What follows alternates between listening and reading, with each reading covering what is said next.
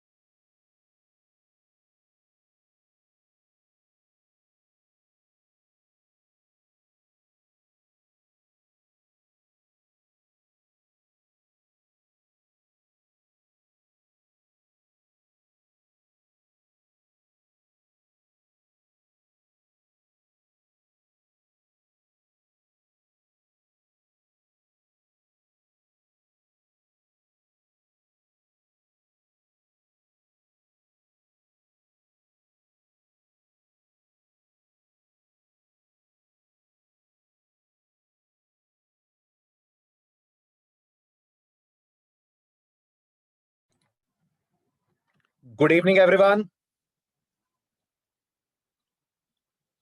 Good evening, everyone. Am I audible? Can you hear me?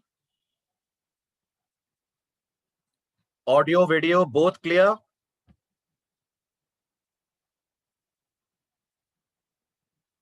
That's great. So, a very, very warm welcome to you all on this webinar of Project Batch, Commencements of Project Batch of C Language. तो सबसे पहले तो मुझे बताइए, आप इसे कितने पहली बार कोई प्रोजेक्ट डिजाइन कर रहे हैं एससीए में? कितने लोगों का ये फर्स्ट प्रोजेक्ट है? Fine, very good, very good. ठीक है, मतलब आपकी लाइफ का ये फर्स्ट प्रोजेक्ट है, ये मान लो. आपने आज तक प्रोजेक्ट्स नहीं बनाए, सिर्फ आपने प्रोग्रामिंग करी है, आपने कॉन्सेप्ट सीखे, but this will be the very first time जब आप कोई प्रोजेक्ट डिजाइन करेंगे. ठीक है, तो ये बैच कैसे चलेगा, ये प्रोजेक्ट बैच का इनिशिएटिव हमने क्यों लिया, ये सारी बातें मैं आपसे डिस्कस करने वाला हूं आज. तो आज का एजेंडा मैं आपको क्लियर कर दूं. आज के लेक्चर में हम जो पॉइंट्स डिस्कस करने वाले हैं, सबसे पहले हम हल्का सा डिस्कशन करेंगे सी प्रोग्रामिंग लैंग्वेज के बारे में. ठीक है, थोड़ी सी आपको सी की इंपॉर्टेंट बातें मैं बताऊंगा, थोड़ा सा आपको सी के बारे में मैं रिकॉल करवाऊंगा, तो आपको समझ में आएगा सी लैंग्वेज अपने आप में इतनी ज्यादा पावरफुल कैसे है. वैसे आप सब जानते होंगे, तो बहुत ज्यादा कुछ हम सी के बारे में आज बात नहीं करेंगे, क्योंकि आज हमारा नॉन टेक्निकल लेक्चर है. आज हम बात करेंगे ये बैच कैसे चलेगा, इसमें आप क्या क्या पढ़ेंगे, कौन सा प्रोजेक्ट हम बनाएंगे, उसके स्क्रीनशॉट्स कैसे दिखेंगे, किस तरीके से वो प्रोजेक्ट आप डिलीवर करेंगे, ये सारी बातें होंगी. कोर्स में क्या क्या कंटेंट कवर होगा, ये सब हम डिस्कस करेंगे. और मोस्ट इंपॉर्टेंटली, इस बैच को अटेंड करने के बेनिफिट्स क्या हैं, क्या फायदा है. वैसे मुझे बताने की जरूरत नहीं है, आपकी स्ट्रेंथ देखकर, आपका एक्साइटमेंट देखकर मुझे लग रहा है आप ऑलरेडी जानते हैं प्रोजेक्ट बैच अपने आप में कितना इंपॉर्टेंट होता है. आई थिंक आप इस बात पे मानते होंगे, लैंग्वेज पढ़ना एक बात है, लैंग्वेज आना एक बात है, और उसे ढंग से इंप्लीमेंट कर पाना दूसरी बात है. राइट, कोई भी कंपनी आपकी लैंग्वेज की नॉलेज छोटे छोटे क्वेश्चन पूछ के टेस्ट नहीं करती है, वो आपको एक टास्क देगी. अगर आप रिटर्न वाला पार्ट क्लियर कर लेंगे, तो इंटरव्यू में आपको एक टास्क मिलेगा, और वो टास्क आपको उस लैंग्वेज के बेस पर क्लियर करना होगा. उससे कंपनी को पता चलता है आपका डेवलपमेंट कितना स्ट्रांग है, आप लैंग्वेज को इनसाइड आउट कितना समझते हैं. और ये बैच इसी पे फोकस्ड है. ये बैच उन स्टूडेंट्स के लिए है जिन्हें सी आती है, जिन्होंने सी पढ़ी हुई है, बस लैक ऑफ कॉन्फिडेंस है, क्योंकि ये नहीं पता सी में functions, pointer, pass by value, pass by reference, structure, ये सब कैसे लगाए जाते हैं. पढ़ा सब है, सिंटेक्स सबका पता है, बट ये नहीं मालूम उसको कैसे करते हैं प्रोजेक्ट के अंदर अप्लाई. कोई प्रोजेक्ट आता है तो कैसे बनाते हैं, क्या सीधे कोड लिखने बैठ जाते हैं, क्या सीधे हम लोग उसमें मेन बनाना शुरू कर देते हैं. ये सब चीजें आप इस बैच के अंदर सीखने वाले हैं, ये मानते हुए कि आपको प्रोग्रामिंग आती है, बस आपको उसे अप्लाई करना नहीं आता. आपको लूप पता है, बस आपको ये नहीं पता कि कब लेना चाहिए फॉर और कब लेना चाहिए वाइल. नोटिस करिएगा, लोगों को वाइल डू वाइल का फर्क पता होता है, बट इंटरव्यूज में वो मात खा जाते हैं जब इंटरव्यूअर पूछता है वाइल और फॉर में डिफरेंस क्या है, कहाँ फॉर लेना चाहिए, कहाँ वाइल लेना चाहिए. ये सब चीजें, छोटी छोटी बातें जो प्रोजेक्ट में आप सीखेंगे, जो क्वेश्चंस इंटरव्यूज में आएंगे, वो सब, और इंपॉर्टेंटली एक पूरी एप्लीकेशन आप डेवलप करेंगे, जिसे आप अपनी लिंक्डइन प्रोफाइल पे शो कर सकते हैं, जिसे आप अपने रेज्यूमे में दिखा सकते हैं अपने फ्यूचर एम्प्लॉयर्स को, अपने फ्यूचर इंटरव्यूअर्स को. ठीक, तो शुरुआत करते हैं विदाउट वेस्टिंग एनी टाइम. सबसे पहले हम बात करते हैं हम सी लैंग्वेज में ही प्रोजेक्ट क्यों डिजाइन कर रहे हैं. उसका सबसे बड़ा प्राइमरी रीजन ये है, सी बिगिनर्स लैंग्वेज होती है. मैं ये मानकर चलता हूं कि जिंदगी में आपने कभी प्रोग्रामिंग नहीं करी है, तो आपको सी से प्रोग्रामिंग शुरू करनी चाहिए. लोग कहते हैं जावा इतनी पावरफुल है, पाइथन मार्केट में इतनी अच्छे से काम कर रही है, बिल्कुल कर रही है, 100% कर रही है. लेकिन जावा की स्ट्रेंथ या पाइथन की स्ट्रेंथ आप एप्रिशिएट ही तब कर पाएंगे जब आपको प्रोग्रामिंग के बेसिक्स सी या किसी और लैंग्वेज में आते होंगे. जैसे हम मानते हैं पाइथन डायनेमिक लैंग्वेज है, पाइथन मेमोरी को डायनेमिकली मैनेज करती है. किसे समझ में आएगा डायनेमिक मैनेजमेंट क्या होता है जब तक उसने सी में मेमोरी के बेसिक्स ना पढ़े हों. तो सी नंबर वन लैंग्वेज है उन लोगों के लिए जो सॉफ्टवेयर डेवलपमेंट में सीरियस हैं, जिंदगी में कभी लैंग्वेज नहीं पढ़ी, पहली बार प्रोग्रामिंग कर रहे हैं. आप उनसे एक कदम ऊपर हैं, बस आपने लैंग्वेज पढ़ी है, बस आपको उसे अप्लाई करना नहीं आता है. आपको पता है पॉइंटर्स क्या होते हैं, आपको पता है फंक्शन क्या होता है, बट यू डोंट नो कैसे कोई प्रोग्राम या प्रोजेक्ट बनाते वक्त डिसाइड करा जाता है कि पॉइंटर यूज करें, फंक्शन यूज करें, किस तरीके से चीजों को करें अप्लाई. क्या ऐसा है आप सबके साथ? आप मानते हैं आप इस इस फेज में हैं इस समय अपने प्रोग्रामिंग करियर में, प्रोग्रामिंग कर ली है लेकिन आता नहीं है उसको कैसे करना होता है अप्लाई। तो ये एक प्रोजेक्ट आप करिए, सीरियसली मेरे साथ इस प्रोजेक्ट को अप्लाई करिए, एक एक टास्क इस प्रोजेक्ट का करिए, आप देखिएगा विद इन अ मंथ आप अपने आप बहुत बड़ा चेंज पाएंगे। इतना तो कॉन्फिडेंस आ जाएगा कि आप फिर कोई भी प्रोजेक्ट आराम से सी लैंग्वेज में कर पाएंगे क्रैक। इनफैक्ट सी में ही नहीं, दुनिया की किसी भी लैंग्वेज में एक व्यू आपका क्रिएट हो जाएगा प्रोजेक्ट अप्लाई करने का। तो सबसे पहले हम बात करते हैं सी अपने आप में इतनी इंपॉर्टेंट एज अ लैंग्वेज क्यों है। आप सबको पता होगा सी की सबसे बड़ी स्ट्रेंथ है सी की एफिशिएंसी। आज भी आप मानते हैं दुनिया में अगर स्पीड के मामले में किसी लैंग्वेज का नाम लिया जाता है तो वो सी लैंग्वेज है? फटाफट बोलिए, मानते हैं? आज भी स्पीड के मामले में जावा और पाइथन सी से कई गुना पीछे हैं। यस, जावा बहुत अच्छी लैंग्वेज है, मैं खुद जावा पाइथन के इतने सारे क्लासेस लेता हूं, इतना मुझे जावा पाइथन पढ़ानी होती है, बच्चों को सिखानी होती है, लेकिन फिर भी अगर आप न्यूट्रल डिसीजन मुझसे लें कि स्पीड वाइज कौन सी लैंग्वेज बेस्ट है, तो मुझे नहीं लगता है बोलने की जरूरत है C++ दुनिया की बेस्ट लैंग्वेजेस हैं when it comes to speed. अगर आपको लगता है सर स्पीड मैटर करती है क्या, बिल्कुल करती है। जितने ऐसे प्रोग्राम्स होते हैं जहां पर 1 सेकंड की भी देरी बहुत बड़ा डिजास्टर क्रिएट कर देगी, जिनको हम बोलते हैं रियल टाइम एप्लीकेशंस, वहां पर स्पीड मैटर करती है।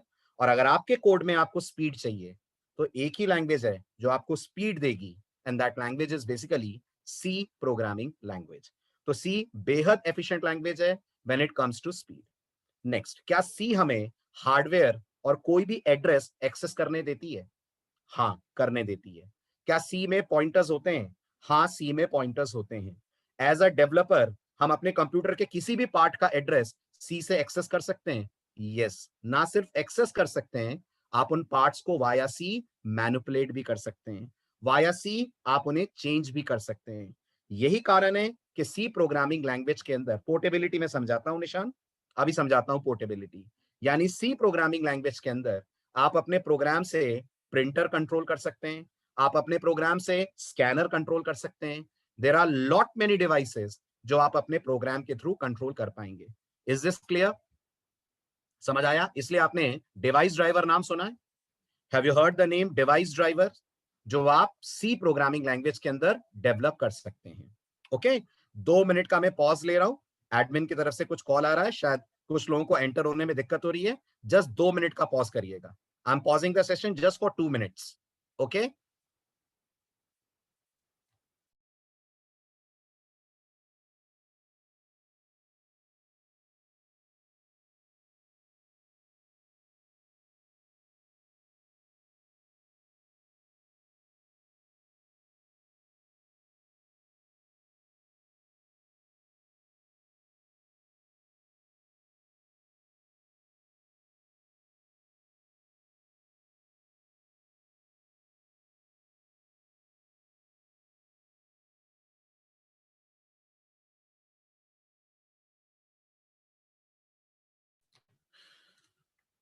आप लोग को वॉइस का इश्यू आ रहा है क्या?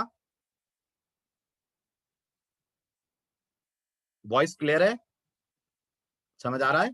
राइट। तो मैंने कहा सी लैंग्वेज की स्ट्रेंथ जो सबसे बड़ी आपको मार्केट में मिलती है वो ये मिलती है कि आप वाया सी अपने कंप्यूटर के डिवाइसेस को कंट्रोल कर सकते हैं। यही कारण है कि सी में सबसे ज्यादा पॉपुलर तौर पे लोग डेवलप करते हैं डिवाइस ड्राइवर्स। अब मुझसे पूछा है आप में से किसी ने पोर्टेबिलिटी का मतलब क्या होता है। पोर्टेबिलिटी का मतलब होता है ऐसी लैंग्वेजेस जो एक से ज्यादा प्लेटफॉर्म्स पे एग्जीक्यूट हो पाए। दोबारा सुनिएगा, पोर्टेबिलिटी का मतलब होता है ऐसी लैंग्वेजेस जो एक से ज्यादा प्लेटफॉर्म्स पे एग्जीक्यूट हो पाए।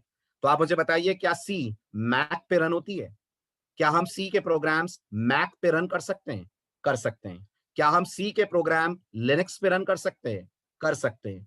क्या हम सी के प्रोग्राम विंडोज पे रन कर सकते हैं? कर सकते हैं। तो सी किस तरह की लैंग्वेज हुई? सी अपने आप में एक पोर्टेबल प्रोग्रामिंग लैंग्वेज हुई। A language which supports more than one operating system is called as a portable programming language. I repeat, a language which supports more than one operating system is called as a portable programming language. Of course, C में compiler बदलता है। अगर आपको Windows के programme को Mac पे लिखना है तो आपको मैक बेस्ड कंपाइलर यूज करना होगा। लिनक्स पे जाना है तो आई होप सब जानते होंगे जीसीसी कंपाइलर यूज करना होगा, लेकिन लैंग्वेज आपकी रहती है सेम। इसलिए हम बोलते हैं सी अपने आप में एक पोर्टेबल प्रोग्रामिंग लैंग्वेज है। नंबर 2, मैंने कहा सी आपको मेमोरी को बेहतर ढंग से मैनिपुलेट करने देती है। क्या सी में हम वेरिएबल का एड्रेस पॉइंटर में रख सकते हैं? तो जवाब है हाँ, रख सकते हैं। सिर्फ रख सकते हैं कि वाया पॉइंटर उसके कंटेंट्स बदल सकते हैं? बिल्कुल, वाया पॉइंटर उसके कंटेंट्स बदल सकते हैं। और जब आप ऐसा करते हैं तब आप मेमोरी को कर रहे होते हैं मैनिपुलेट। जब आप ऐसा करते हैं तो आप मेमोरी को कर रहे होते हैं मैनिपुलेट। तो सी का पॉइंटर होना मेमोरी मैनेजमेंट का या मेमोरी मैनिपुलेशन का सबसे बड़ा कारण है जो सी अपन को देती है। Last but not the least, C एकमात्र लैंग्वेज है जो आपको आपके कंप्यूटर के हर पार्ट को वाया कोड एक्सेस करने देती है। वाया सी एप्लीकेशंस आप अपने कंप्यूटर को रीबूट कर सकते हैं। वाया सी एप्लीकेशंस आप अपने कंप्यूटर के डिवाइसेस को कंट्रोल कर सकते हैं। आपने शायद सुना होगा hardware interaction. Have you heard this word? अगर प्रोग्रामिंग करी है तो ये वर्ड सुना है आपने, हार्डवेयर इंटरैक्शन। क्या हार्डवेयर इंटरैक्शन हम पाइथन में कर पाते हैं, जावास्क्रिप्ट में कर पाते हैं? नहीं, ये सब एप्लीकेशन लेवल की लैंग्वेजेस हैं। ये हार्डवेयर से बात नहीं करती हैं, ये सिर्फ बात करती हैं प्रोग्रामर से और कंप्यूटर की लाइब्रेरी से। बट अगर हार्डवेयर इंटरैक्शन करना है, there is only one language. वैसे दो है, one is assembly language and other one is C. But I think आप सबने सुना होगा assembly is very difficult. Assembly सीखना इज वेरी वेरी डिफिकल्ट। उसके कंपैरिजन में C is much more simple language when it comes to hardware interaction, when it comes to memory manipulation, when it comes to efficiency और proficiency of your code. इसलिए सी में हर किसी को एक project जरूर बनाना चाहिए ताकि आप सी में पॉइंटर्स बेटर समझ पाएं, आप सी में फंक्शंस को बेटर समझ पाएं, देख पाएं डायनेमिक मेमोरी कैसे एलोकेट होती है, स्टैटिक मेमोरी कैसे एलोकेट होती है, और इन सबको प्रॉपर तरीके से अपने कोड में आप यूज करना जानते हो, जो इस प्रोजेक्ट का मेन एम है, जो आप इस प्रोजेक्ट में आगे सीखेंगे। राइट? अब सी के बारे में मैं कुछ फैक्ट्स आपको बता देता हूं। बहुत सारी बातें पता होंगी आपको, कुछ बातें जरूर आपके लिए नहीं होंगी। सी के बारे में पहला इंपॉर्टेंट फैक्ट, आपके विंडोज ऑपरेटिंग सिस्टम में भी गौर करिएगा सी लैंग्वेज का यूज है। आई थिंक आप सब अगर कंप्यूटर साइंस बैकग्राउंड से हैं तो आपने इसका नाम सुना है कभी, kernel. Have you heard this word, kernel? KERNEL। Kernel operating system का वो पार्ट होता है जो एक्चुअल हार्डवेयर से इंटरैक्शन करता है। हर ऑपरेटिंग सिस्टम में दो चीजें होती हैं, एक होता है शेल और एक होता है कर्नल। शेल वो होता है जो आपको नजर आता है। तो जो आपके विंडोज का डेस्कटॉप है वो एक तरह का शेल है, यस और नो? यस, जो विंडोज का डेस्कटॉप है वो एक तरह का शेल है। लेकिन जो अंदर ऑपरेटिंग सिस्टम एक्टिविटीज करता है, हार्ड डिस्क को एक्सेस करना, प्रिंटर को एक्सेस करना, स्कैनर एक्सेस करना, कैमरा ऑन ऑफ करना, ये सारी एक्टिविटीज शेल नहीं करता। शेल सिर्फ यूजर से कमांड्स लेता है। ये सारी एक्टिविटीज कौन करता है? ये सारी एक्टिविटीज कर्नल परफॉर्म करता है। और आप मानते हैं कर्नल को हार्डवेयर से बात करनी होगी? कर्नल को हार्डवेयर से बात करनी होगी। हार्डवेयर से बात पाइथन कर सकती है? हार्डवेयर से बात पाइथन कर सकती है? नहीं कर सकती। जावा कर सकती है? नहीं कर सकती। जावास्क्रिप्ट कर सकती है? नहीं कर सकती। हार्डवेयर से बात सिर्फ सी कर सकती है। इसलिए जितने भी दुनिया के ऑपरेटिंग सिस्टम्स हैं, आप लिनक्स ले लें, विंडोज ले लें, मैक ले लें, कोई भी ओएस ले लें, उस ऑपरेटिंग सिस्टम का जो कर्नल वाला पार्ट है वो प्राइमरीली लिखा जाता है सी में। और जहां तक लिनक्स की बात है, आपको बता दूं मैं, लिनक्स का 97% कोड, कितना परसेंट सुना आपने ध्यान से? 97% कोड लिनक्स का डेवलप करा गया है यूजिंग सी। आपको लगेगा बाकी 3%, बाकी का जो 3% है वो लिनक्स का डेवलप करा गया है यूजिंग असेंबली लैंग्वेज। बाकी 3% में असेंबली लगी है, 97% में लिनक्स ऑपरेटिंग सिस्टम के लिए सी यूज हुई है। इनफैक्ट आपको पता होगा सी बनी ही इसलिए थी कि उसमें यूनिक्स ऑपरेटिंग सिस्टम को रीडिजाइन करा जा सके। आई होप सब जानते होंगे यूनिक्स के डेवलपर कौन है, यूनिक्स किसने बनाई, हु डेवलप यूनिक्स? यूनिक्स के डेवलपर हैं mister Ken Thompson. He is the person जिन्होंने यूनिक्स ऑपरेटिंग सिस्टम डिजाइन करा, और इन्होंने प्राइमरीली सी लैंग्वेज को यूज करके अपना यूनिक्स ऑपरेटिंग सिस्टम करा था डिजाइन। वही ऑपरेटिंग सिस्टम जिसका एडवांस वर्जन अपन लोग यूज करते हैं in the name of Linux. हाँ, सिक्योरिटी का इशू अंकित होता है, वो इसलिए होता है क्योंकि सी आपको पॉइंटर्स देती है। एज अ डेवलपर आप पॉइंटर का अगर मिसयूज करें तो उसके कारण सिक्योरिटी इश्यूज हो सकते हैं।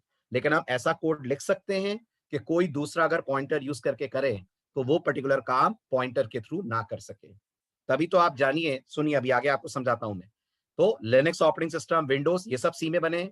दुनिया का हर मोबाइल ऑपरेटिंग सिस्टम, चाहे वो आईफोन का iOS हो, चाहे एंड्रॉइड का मोबाइल ऑपरेटिंग सिस्टम हो, हर मोबाइल ऑपरेटिंग सिस्टम का जो कर्नल वाला पार्ट है, अगेन मैं आपको याद दिला दूं, वो डेवलप करा गया है यूजिंग सी प्रोग्रामिंग लैंग्वेज। तो आप चाहे गूगल पिक्सल यूज कर रहे हो, चाहे आप आईफोन यूज कर रहे हो, चाहे आप शाओमी का फोन यूज कर रहे हो, वीवो यूज कर रहे हो, ओप्पो यूज कर रहे हो, वन प्लस यूज कर रहे हो, कोई भी ब्रांड यूज कर रहे हो, हर ब्रांड जो एंड्रॉइड बेस्ड है उसके अंदर का जो कर्नल है वो कर्नल लिखा गया है यूजिंग सी प्रोग्रामिंग लैंग्वेज। ये मैं इसलिए आपको नहीं बता रहा हूं कि आप ये सब करें, मैं इसलिए बता रहा हूं कि आप जब रेज्यूमे में लिखेंगे कि आपने सी में प्रोजेक्ट करा है तो आपसे पूछा जाएगा सी के बारे में कि क्या जानते हो, सी की क्या स्ट्रेंथ है, मार्केट में सी कहां यूज होती है, कोई लाइव एग्जांपल बताओ जहां पे सी यूज होती है। तो आप ये सारे एग्जांपल्स कोट कर सकते हैं। दुनिया की आज जो दो टॉप लैंग्वेजेस हैं, सब जानते होंगे, जावा एंड पाइथन। आप जानते हैं उनके कंपाइलर और इंटरप्रेटर खुद सी में डेवलप करे गए। जावा का कंपाइलर, पाइथन का इंटरप्रेटर और compiler, all of them have been developed using C programming language. Python के पीछे भी सी खड़ी हुई है, जावा के पीछे भी सी का सपोर्ट है। इन दोनों, पीएचपी जो फेसबुक की नंबर 1 लैंग्वेज थी जब फेसबुक लॉन्च हुई थी, इनिशियली वो पीएचपी को ही यूज करा करती थी। आज भी फेसबुक में बहुत सारा काम पीएचपी पे होता है और पीएचपी का भी खुद का डेवलपमेंट करा गया है with the help of C programming language. और आपने डेटाबेसेस का नाम सुना है? Have you heard the word database? Right. दुनिया का नंबर 1 डेटाबेस बताइए। दुनिया का नंबर 1 डेटाबेस ओरेकल। ओरेकल खुद डेवलप करा गया है यूजिंग सी प्रोग्रामिंग लैंग्वेज। दुनिया का सबसे पॉपुलर फ्री डेटाबेस बताइए। दुनिया का सबसे पॉपुलर फ्री डेटाबेस है MySQL। MySQL itself has been developed using C programming language।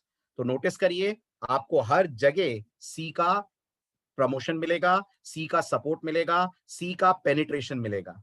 C operating systems में है, सी ड्राइवर्स में है, सी लैंग्वेजेस में है, और डेटाबेसेस के अंदर भी आपको देखने को मिलती है सी प्रोग्रामिंग लैंग्वेज। इसलिए हम लोग अपना कोर्स, अपना प्रोजेक्ट, आपका फर्स्ट प्रोजेक्ट लॉन्च कर रहे हैं यूजिंग सी प्रोग्रामिंग लैंग्वेज। इससे आप जब जावा पे प्रोजेक्ट करेंगे, पाइथन पे प्रोजेक्ट करेंगे, तब आप एप्रिशिएट कर पाएंगे कि जावा और पाइथन ने प्रोग्रामर का काम कैसे आसान करा as compare to C language. लेकिन अगर आपको अपने लॉजिक स्ट्रॉन्ग करने हैं, अगर आपको कंप्यूटर को इनसाइड आउट समझना है, प्रोग्रामिंग को इनसाइड आउट समझना है, सी जैसी कोई दूसरी लैंग्वेज नहीं है। सी इज द बेस्ट लैंग्वेज, और ना होती तो आप नोटिस करिए, आज भी हर कंपनी अपना जब सिलेक्शन करती है, अपना जब रिटन टेस्ट लेती है, तो क्वेश्चंस आपको मिलते हैं ऑन C++। काम भले ही वो आपको जावा पे कराएंगे, बट आपका जो इंटरव्यू कंडक्ट होगा, रिटन वाला पार्ट जो होगा, वो सारा होगा using C and C++ languages. C इतनी प्रोफिशिएंट और पोर्टेबल लैंग्वेज है, फिर भी नंबर 1 क्यों नहीं है? इसलिए नहीं है खुशी, क्योंकि सी का यूज इतना इजी नहीं है ना। आप करके देखना, सी में आप एक म्यूजिक प्लेयर बनाओ, कितना मुश्किल है, जबकि आप वही म्यूजिक प्लेयर पाइथन में, जावा में बनाओ, बहुत इजीली बन जाएगा। राइट? तो सी यूज होती है वहां जहां आपको हैवी वेट एप्लीकेशंस बनानी है, जहां लाइट वेट एप्लीकेशंस डेवलप करनी है, वहां ये बाकी लैंग्वेजेस यूज होती हैं। Right? It's not so easy to write every program in C language. और वैसे भी नोटिस करिए, दुनिया में कोई लैंग्वेज बेस्ट नहीं है, आप मानते हैं? दुनिया में बेस्ट कोई लैंग्वेज नहीं है। अगर कोई एक लैंग्वेज बेस्ट होती तो क्या दूसरी लैंग्वेज के लिए स्कोप रहता? आप बताओ, कोई दूसरी लैंग्वेज कभी प्रमोट हो सकती थी अगर एक लैंग्वेज बेस्ट होती तो?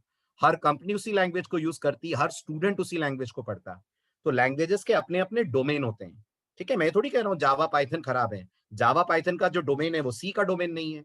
आप जावा में सर्वर डेवलप कर सकते हैं, सी में सर्वर डेवलप नहीं कर सकते इतनी आसानी से। आप पाइथन में आर्टिफिशियल इंटेलिजेंस के कोड्स लिख सकते हैं, मशीन लर्निंग के कोड लिख सकते हैं, सी में नहीं लिख सकते इतनी आसानी से एआई और एमएल के कोड्स। वहां पाइथन एक्सीड करती है। आ रही है बात समझ? Point clear? तो अपन जब प्रोजेक्ट बनाते हैं ना, तो अपन डोमेन देखते हैं। जब आप कंपनी में जाओगे ना, तो हर प्रोजेक्ट कंपनी जावा पे नहीं बनाएगी, वो डिपेंड करता है प्रोजेक्ट के रिक्वायरमेंट पे। इसीलिए तो आजकल कंपनीज एक्सपेक्ट करती हैं कि आप कम से कम 4-5 लैंग्वेज पढ़कर आए, ताकि आपके पास उतनी नॉलेज हो कि आप प्रोजेक्ट के अनुसार उस लैंग्वेज में अपने आप को कन्वर्ट कर सके। आप कभी रिजिड नहीं रह सकते। मैं आपको ऐसे ऐसे लोग बताऊंगा जिन्होंने कंपनी में इंटर्नशिप पीएचपी पे करी है और आज प्रोजेक्ट जावास्क्रिप्ट पे बना रहे हैं।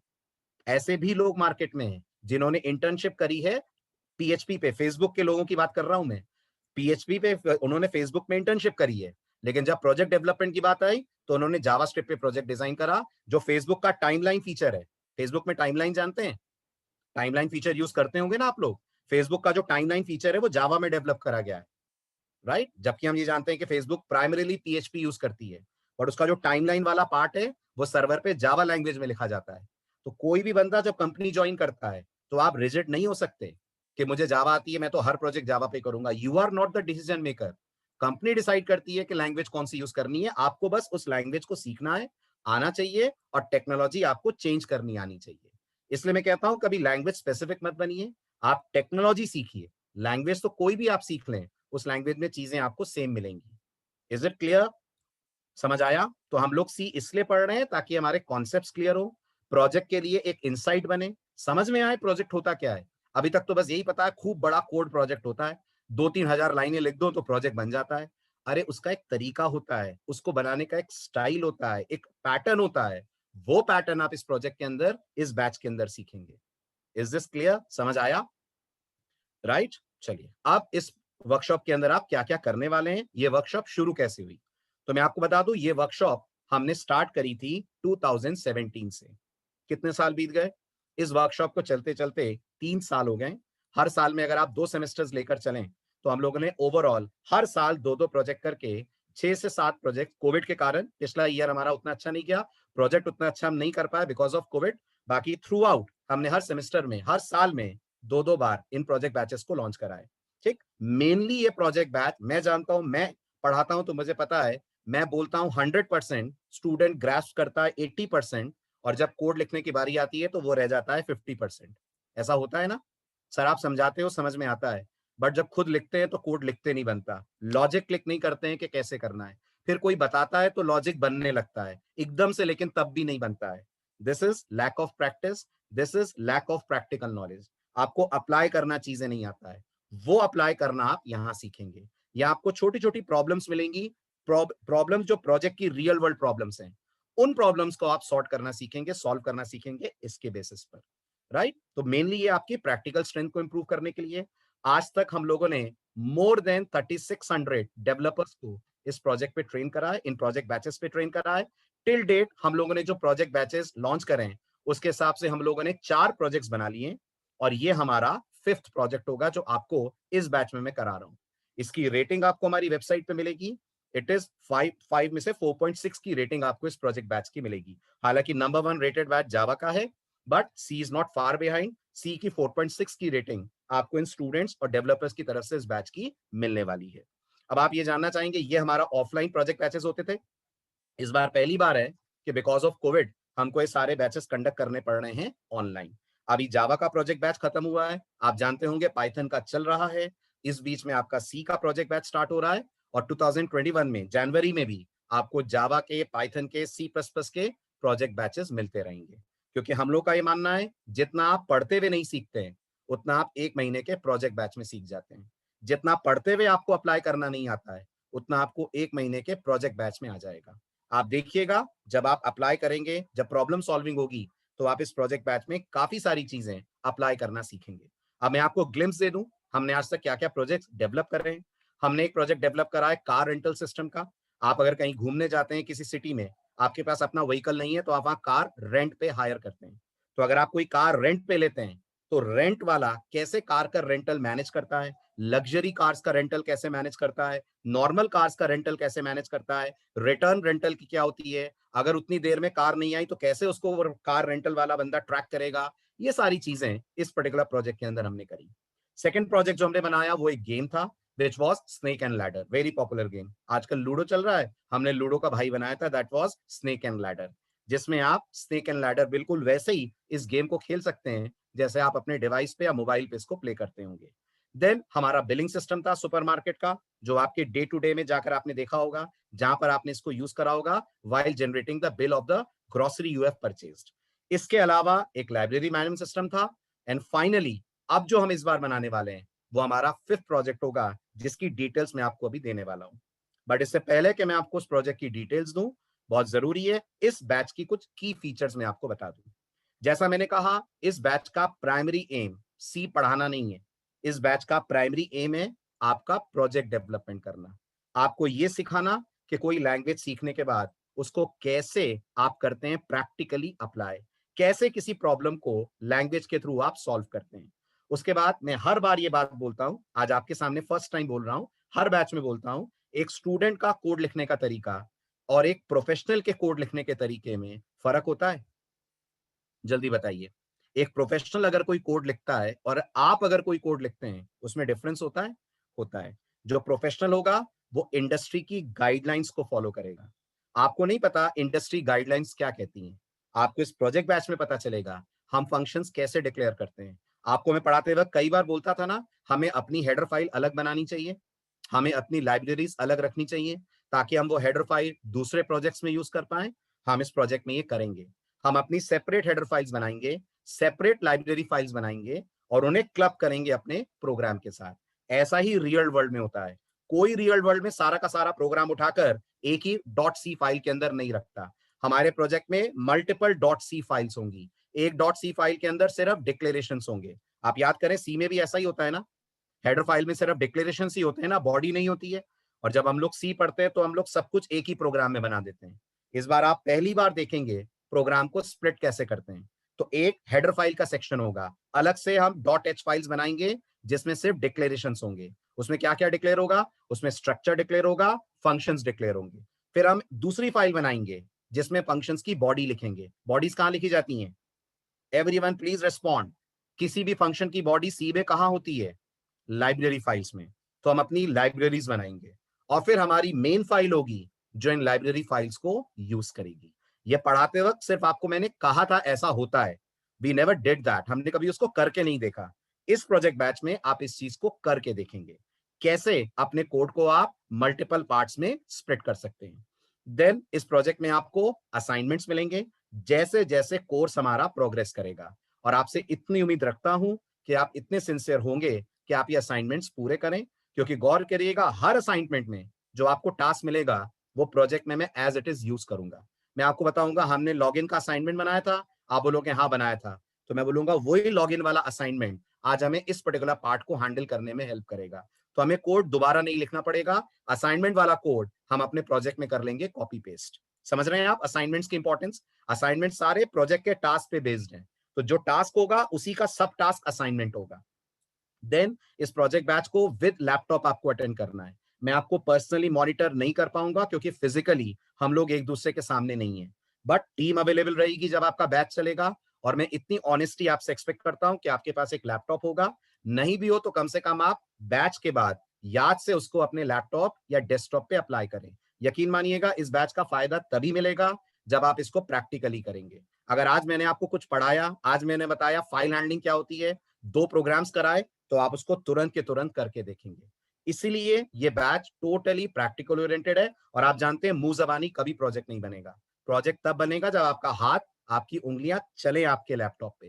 तो आई एक्सपेक्ट कि आप इतनी सिंसेरिटी दिखाएंगे कि आप ऑन द स्पॉट प्रैक्टिकल्स हमारे करेंगे। मैं टाइम दूंगा बकायदा आपको, इसलिए प्रोजेक्ट का जो बैच का ड्यूरेशन होगा उसकी कोई लिमिट नहीं है। अगर वो 1 घंटे का बैच है तो वो 1.5 घंटे 2 घंटे भी चल सकता है, depending on your grasping power.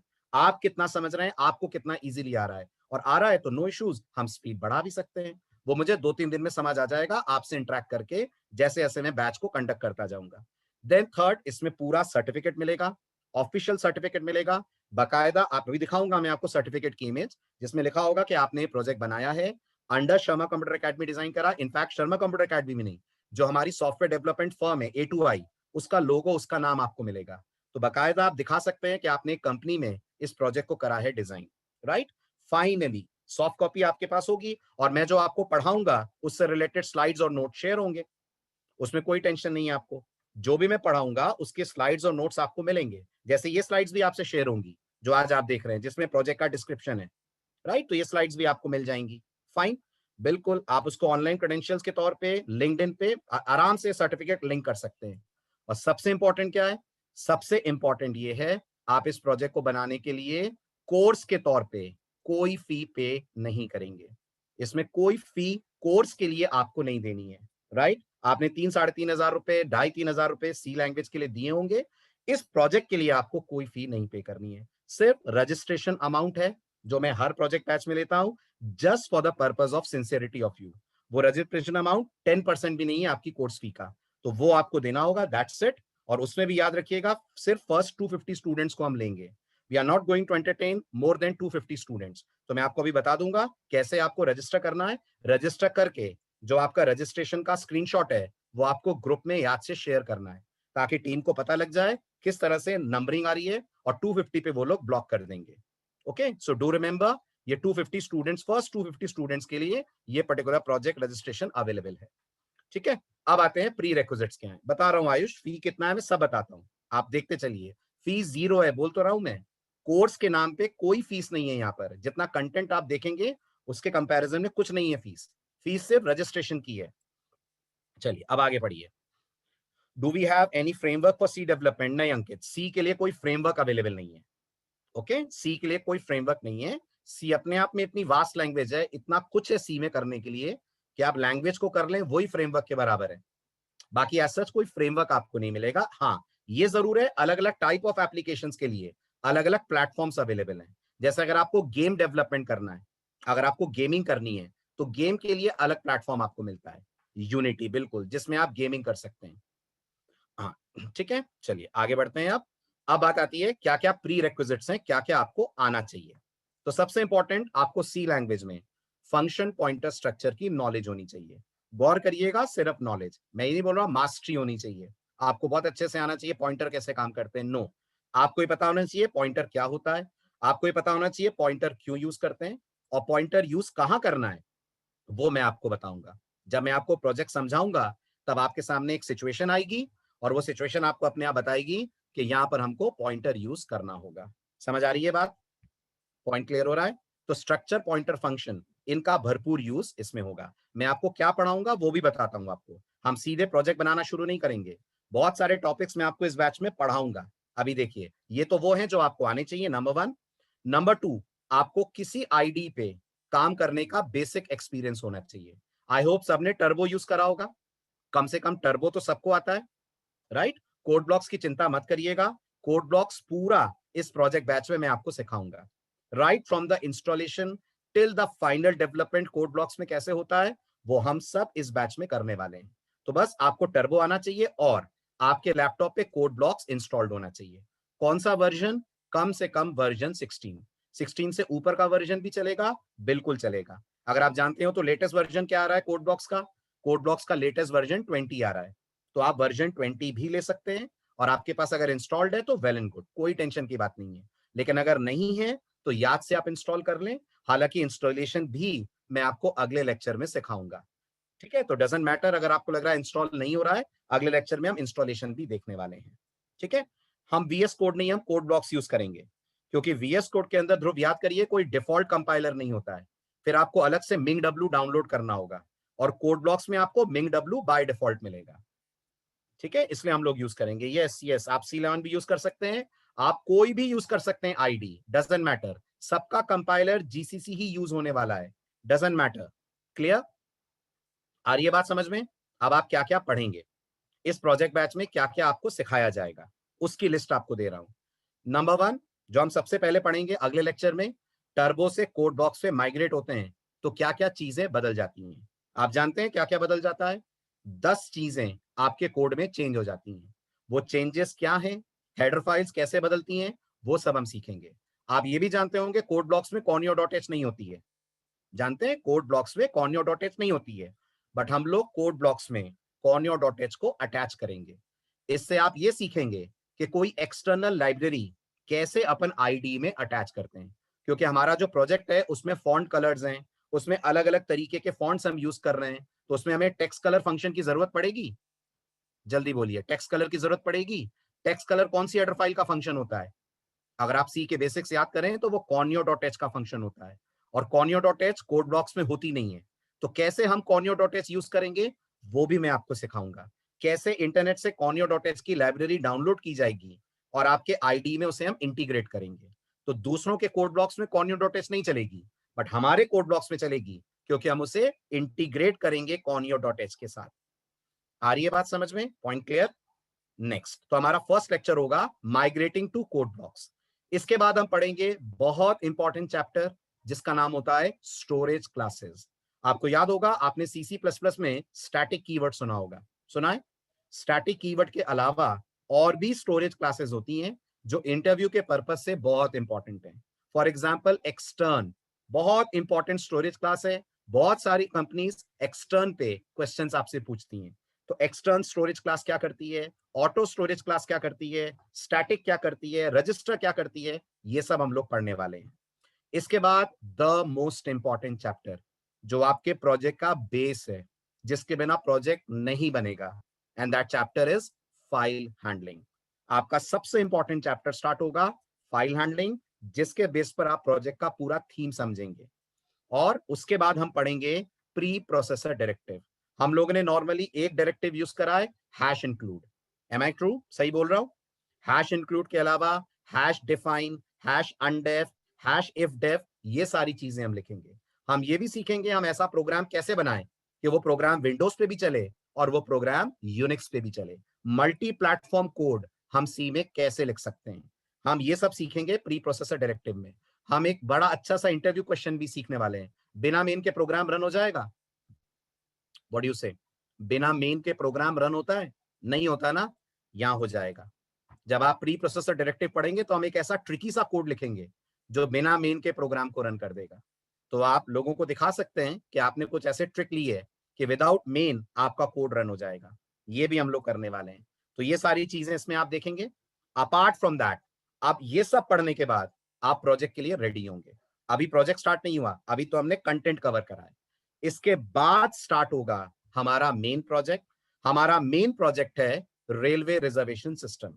Imagine करिए, रेलवे के काउंटर पे एक कंप्यूटर रखा हुआ है।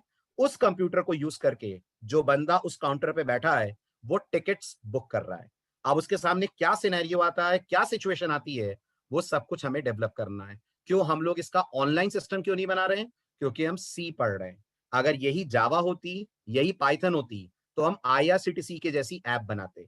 आप मानते हैं वो एक ऑनलाइन ऐप है, उसमें सर्वर इन्वॉल्व होता है, क्लाइंट इन्वॉल्व होता है, HTML CSS जावास्क्रिप्ट इन्वॉल्व होती है। वो आप जावा और पाइथन पढ़ के कर सकते हैं, PHP पढ़ के कर सकते हैं, जावास्क्रिप्ट पढ़ के कर सकते हैं। ये जो ऐप बना रहे हैं ये डेस्कटॉप एप्लीकेशन है। ये वो एप्लीकेशन है जो रेलवे बुकिंग काउंटर्स के ऊपर चलती है, जहां जाकर आप मैनुअली अपना टिकट बुक कर सकते हैं।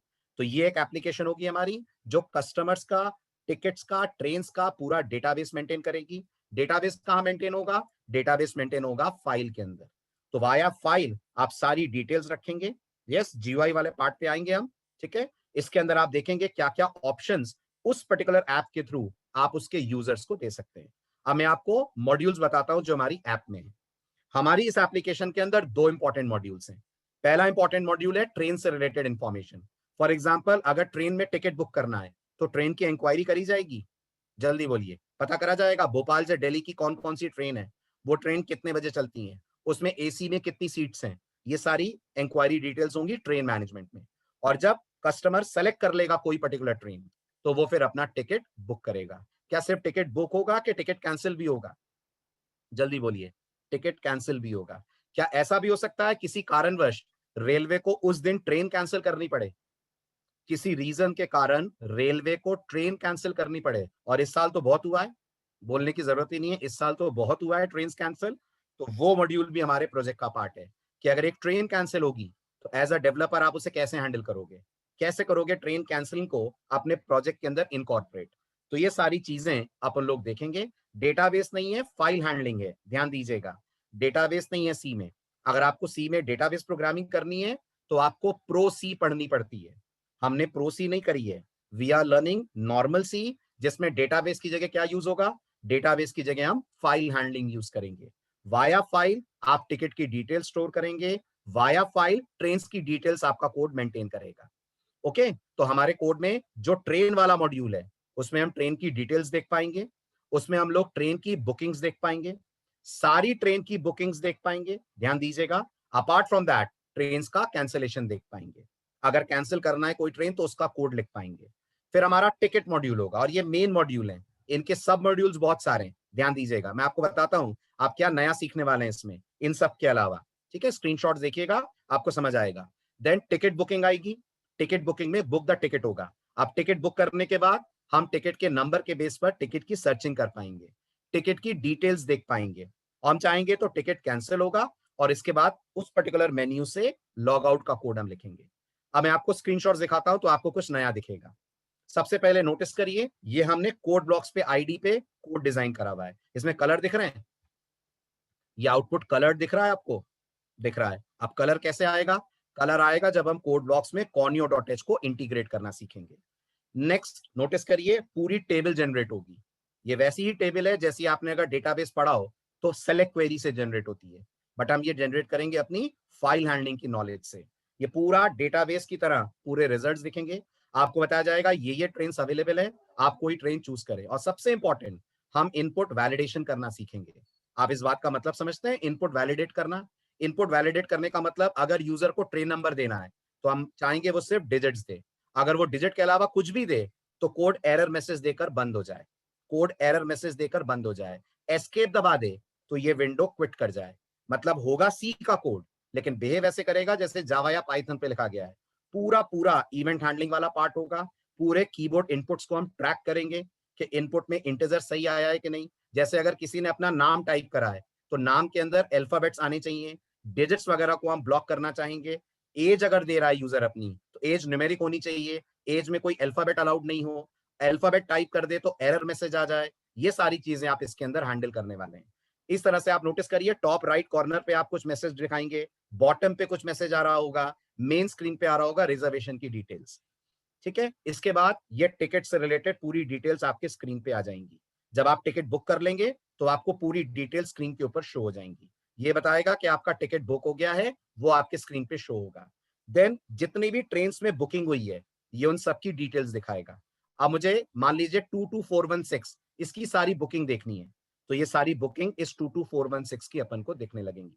इसी तरह से कैंसिलेशन का मॉड्यूल होगा, इस तरह से ट्रेन को कैंसिल करने का मॉड्यूल होगा। Like this many modules will be develop. समझ आया? पॉइंट क्लियर हुआ? जल्दी जल्दी बोलिए, थीम समझ आया? इसमें क्या क्या पढ़ने जा रहे हैं? तो प्राइमरीली आप सीखने जा रहे हैं आउटपुट को कलर्ड करना, आउटपुट को अट्रैक्टिव बनाना, लॉजिक बेस्ड टेबल्स जनरेट करना, और सबसे इंपॉर्टेंट आप सीखेंगे वैलिडेशन ऑफ इनपुट्स, जो आपको हर जगह करना पड़ेगा। आप यूजर से बोलेंगे एंटर योर एज, उसने टाइप कर दिया सचिन, तो आप कैसे रोकेंगे और कैसे सचिन को डिलीट करेंगे? हम ये भी देखेंगे, वो सचिन पूरा डिलीट हो जाएगा और कर्सर फिर से आ जाएगा ये कहते हुए input was invalid, try again. तो यूजर को इंटीजर ही देना पड़ेगा वरना कोड आगे ही नहीं बढ़ेगा। अगर हम जेंडर मांगेंगे तो क्या अलाउड है? अगर हम जेंडर मांगेंगे तो MF अलाउड है। MF के अलावा वो कुछ भी लिखेगा एप्लीकेशन ब्लॉक कर देगी उसके इनपुट को। तो आप इनपुट की ब्लॉकिंग सीखेंगे, वो सारी चीजें सीखेंगे, राइट? ग्राफिक्स नहीं, हम कॉनियो से सारे काम करने वाले हैं। ओके, बिल्कुल बिल्कुल। आप डीबगिंग का पार्ट भी देखेंगे, इसमें हार्ड नहीं होगी डीबगिंग, डीबगिंग हार्ड नहीं होगी क्योंकि कोड आप समझ के लिखेंगे ना, तो आपको पता लगेगा कोड में अगर फ्लॉ आ रहा है तो कहां पर आ रहा है। जहां भी कोड में प्रॉब्लम आएगी, ब्रेक होगा कोड, अपन को दिख जाएगा।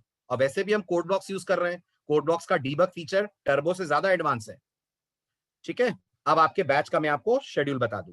जो आपके बैच की फर्स्ट क्लास है, ध्यान दीजिएगा, वो वेंसडे को है evening 9 PM। Everyone is getting this? जो आपकी फर्स्ट क्लास है वो वेंसडे को है इवनिंग 9 PM। हमने पूरी कोशिश करी है आपके कॉलेज के साथ ये बैच क्लैश ना करे, तो वेंसडे को इवनिंग 9 PM हमारा फर्स्ट लेक्चर होगा।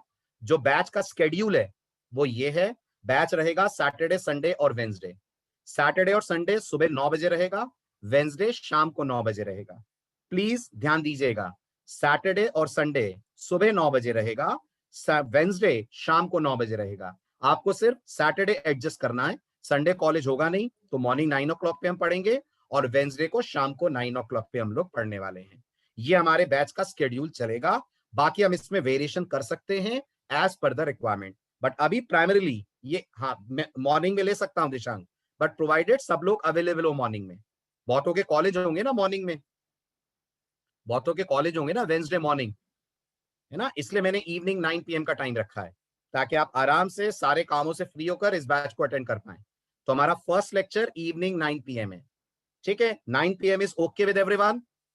Give me a yes if it's okay with you. 9 PM is okay? Right. मैं भी सारे बैचेस लेकर फ्री हो जाऊंगा तो आराम से आपके बैच को कंडक्ट कर पाऊंगा। फाइन। तो आपका शेड्यूल रहेगा Wednesday 9 PM, Saturday and Sunday 9 AM। हमारा फर्स्ट लेक्चर कंडक्ट होगा इस पर्टिकुलर वेंसडे को, दैट इज 16 दिसंबर।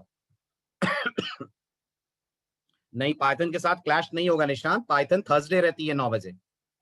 पाइथन का प्रोजेक्ट बैच थर्सडे 9 बजे है, और सैटरडे संडे वाला प्रोजेक्ट बैच पाइथन का 10 o'clock या 10:30 हो जाएगा। वापस आप अपने टाइम पे चले जाएंगे जिस टाइम पे थे। ठीक है, हाँ दे रहा हूँ, फी रिलेटेड इंफॉर्मेशन भी दे रहा हूँ। सर्टिफिकेट आपको कैसा इशू होगा, ये आपके सामने सर्टिफिकेट है, नोटिस करिए, जो आपको इशू होकर मिलेगा, जिसमें आपको कंपनी का नाम, ऑर्गेनाइजेशन का नाम, सारी डिटेल्स यहाँ पर आपको प्रेजेंट होकर मिलेंगी। ठीक है, अब प्रोजेक्ट कंप्लीशन के सर्टिफिकेट के लिए कुछ कंडीशंस हैं। नंबर 1 कंडीशन, आपकी अटेंडेंस 100% होनी चाहिए। अटेंडेंस हमें चाहिए, ऑनलाइन प्लेटफॉर्म पे अटेंडेंस आपकी ट्रैक होगी पूरी। नंबर 2, प्रोजेक्ट में आपकी सेटिस्फैक्टरी परफॉर्मेंस होनी चाहिए। बैकअप्स अवेलेबल है, कोई प्रॉब्लम नहीं है दीपक, बैकअप अवेलेबल है। आप एक जेन्युइन रीजन के साथ मेल ड्रॉप करेंगे तो एडमिन आपको बैकअप अरेंज करके दे देंगे। ठीक है, बैकअप्स अवेलेबल है, लेकिन पूरे कोर्स का बैकअप नहीं होगा, कुछ क्लासेस का बैकअप मिलेगा जो आपकी मिस हो जाती हैं। उसके लिए आप एडमिन से बात कर सकते हैं, वो आपको बैकअप की डिटेल्स दे देंगे। देन आपको असाइनमेंट्स का टाइमली कंप्लीशन करना होगा। फाइन। अब आता है नेक्स्ट इंपॉर्टेंट पॉइंट, फी कितनी है। जैसा मैंने कहा, कोर्स की फी 0 रुपीज है। कोर्स में आपको कुछ पे नहीं करना, सिर्फ रजिस्ट्रेशन फी है, दैट इज 300 रुपीज। वो आपको ऑनलाइन पे करना होगा। एंड एज आई सेड, ये रजिस्ट्रेशन फर्स्ट 250 स्टूडेंट्स के लिए हम ले रहे हैं। राइट, बैच में आप इस समय देख सकते हैं 450 से ज्यादा स्टूडेंट्स हैं, but the registration is valid only for first 250 students. Registration कैसे करेंगे आप, मैं उसको बता देता हूं आपको। रजिस्ट्रेशन करने के लिए आपको हमारी वेबसाइट पे जाना होगा। आई होप सबने sclive.in विजिट करी है। अगर क्लासेस मिस हो जाती है मेहताब, तो आपका 100% उसमें काउंट होगा। आप जब बैकअप लेंगे तो उसमें अटेंडेंस अपडेट हो जाएगी आपकी। राइट, तो सभी लोगों ने sclive.in पे विजिट करा है। 250 के अलावा कुछ नहीं देना है आपको, सिर्फ 250 रुपीज का रजिस्ट्रेशन है, वो आपको देना है। सॉरी, 300 का, not 250। Registration amount is 300। 250 students इसके अंदर अलाउड हैं। इससे ज्यादा आते हैं तो क्या करना है वो हम लोग देखेंगे। लाइफ टाइम मेंबरशिप वालों को कुछ नहीं देना है। जिन्होंने लाइफ टाइम मेंबरशिप ली है आपको कुछ नहीं देना है।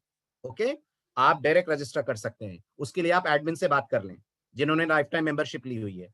रजिस्टर करने के लिए sclive.in पे जाना है, मैं बता देता हूं आपको। एनरोलमेंट पे क्लिक करना है, वहां सी प्रोजेक्ट का ऑप्शन आपको मिलेगा, सी प्रोजेक्ट पे क्लिक करना है।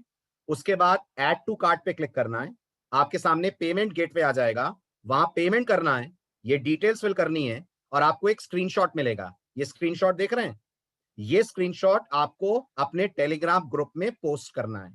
एवरीवन प्लीज अंडरस्टैंड दिस, मैं आपको दिखा देता हूं विजिट करके। आपको सबसे पहले sclive.in पे जाना है, द फर्स्ट थिंग। sclive.in पे जाइए, sclive.in पे क्लिक कीजिए ऑन एनरोल बटन। जैसे इस पे क्लिक करेंगे आप हमारे कोर्सेज की लिस्ट पे पहुंच जाएंगे। कोई असाइनमेंट नहीं बना तो हम लोग हेल्प के लिए अवेलेबल हैं प्रिया, नो इश्यूज इन दैट। यहां सी प्रोजेक्ट पे क्लिक करना है आपको। सी प्रोजेक्ट पे क्लिक करेंगे तो ऐड टू कार्ट आएगा। अभी नोटिस करिए 250 था, अब 243 रह गया है, 7 सीट्स इसमें भी बुक हो गई हैं। ऐड टू कार्ट पे क्लिक करना है। जैसे इस पे आप क्लिक करेंगे ये आपके सामने विंडो आएगी, इसमें आप अपनी डिटेल्स फिल करें, और जैसा मैंने कहा डिटेल फिल करने के बाद, पेमेंट करने के बाद, ये स्क्रीनशॉट याद से ग्रुप में पोस्ट कर दीजिएगा। Is this clear to everyone? Process समझ आया? एवरीवन प्लीज रेस्पॉन्ड, प्रोसेस समझ आया आपको? रजिस्टर करना क्लियर हुआ? Very good. ठीक है, तो ये पूरा प्रोसेस है। ठीक, नेक्स्ट क्लास अब हमारी कब होगी, कब मिल रहे हैं अगली क्लास में? जल्दी जल्दी बोलिए। नेक्स्ट क्लास इज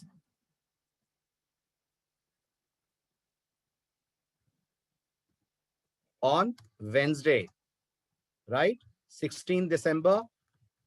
कितने बजे, what time? At 9 PM। Okay, so will meet on Wednesday. Start करेंगे कोड ब्लॉक्स आईडी से रिलेटेड डिस्कशन, और उसके बाद हम बात करेंगे नेक्स्ट इंपॉर्टेंट टॉपिक की, that is storage classes. Okay, bye bye everyone. Take care, see you in the next lecture.